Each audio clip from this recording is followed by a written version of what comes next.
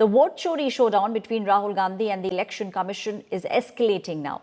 Sources have told India Today that during the India bloc huddle held at Congress chief Mallikarjun Kharge's residence, Rahul Gandhi claimed that the Congress party lost 70 seats by a margin of less than 50,000 votes. Rahul Gandhi is alleging same module was used in Bengaluru Central. The party is now probing whether all the victories of the BJP are genuine or not.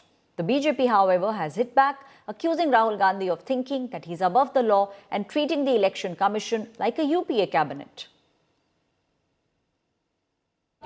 गंभीरता से लिया है इस बात को और राहुल जी ने जो पर्दाफाश किया है इलेक्शन कमीशन का, अभी अगला यही है कि हम लोगों तक जाएंगे, बिल्कुल लोगों तक। राहुल गांधी जी ने प्रमाण और तथ्य के साथ कुछ जानकारी पब्लिक में शेयर करी है। सबसे पहला रिएक्शन आना चाहिए इलेक्शन कमीशन की तरफ से कि उसकी पर जांच कराएं, एक निष्पक्ष पारदर्शी जांच होनी चाहिए और प्रमाण एविडेंस के साथ अगर पब्लिक डोमेन में रखे हैं तो वो जिम्मेदारी से रखे हैं। मुझे समझ में नहीं आ रहा कि निर्वाचन आयोग की जो फील्डिंग और बैटिंग भाजपा क्यों कर रही है। भारतीय जनता पार्टी तो सरकार में है, लेकिन निर्वाचन आयोग एक संवैधानिक संस्था है, वो खुद सक्षम है। सुप्रीम कोर्ट ने कहा कि कांग्रेस पार्टी का वोटर लिस्ट दीजिए, उसी दिन इलेक्शन कमीशन ने अपने संशोधन कर कानून बदल दिया।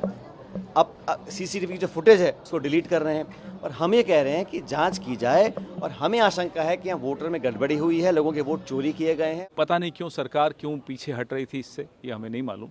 इसका जवाब लोगों को चाहिए। राहुल जी ने एक मुद्दा उठाया है वोट चोरी का, सबूतों के साथ उठाया है और अभी ये सिर्फ एक असेंबली सेगमेंट का उठाया है ये, और उसमें भी 50 बूथ का है। आप सोचिए अगर एक असेंबली में 50 बूथ पे 1 लाख वोट फर्जी हैं तो सोचिए कि पूरे देश में इन लोगों ने किस तरह से षड्यंत्र रचा, और उसके बावजूद इतना षड्यंत्र रचने के बाद भी 240 पे सिमट गए।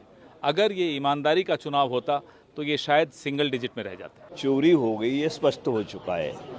राहुल जी ने जिस तरीके से प्रेस को और पूरे देश को बताया है कि लोग ये समझने लगे सच्चाई है इसमें, गांव-गांव तक, जनता तक, वोटर तक ये बात पहुंची है कि राहुल जी बोले वो सच है, उसी के हिसाब से आगे हो रहा है। पार्लियामेंट में प्रोटेस्ट उस बात को लेकर हो रही है जहाँ पे वोटों के साथ डकैती हो रही है। मैं तो वोट चोरी भी नहीं कहती हूँ, डकैती कहती हूँ कि एक षड्यंत्र की तरीके से वोटर एडिशन हो रहे हैं, डिलीशन हो रहे हैं और मनमानी तरीके से काम हो रहा है। नड्डा जी ने लोकसभा चुनाव के समय घोषणा की थी 1 नेशन 1 पार्टी, क्योंकि वो खुद अपने आप से जनता का मन विश्वास जीत कर 240 पर अटके रह गए। अब इलेक्शन कमीशन के कंधे से अपना टारगेट पूरा करने की कोशिश कर रहे हैं। तो कुछ प्रश्न इलेक्शन कमीशन से पूछें, इलेक्शन कमीशन जवाब दें।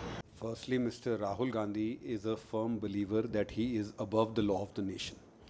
Secondly, Mr. Rahul Gandhi thinks that Election Commission is UPA cabinet, which is duty bound to do what Mr. Rahul Gandhi will dictate them to do.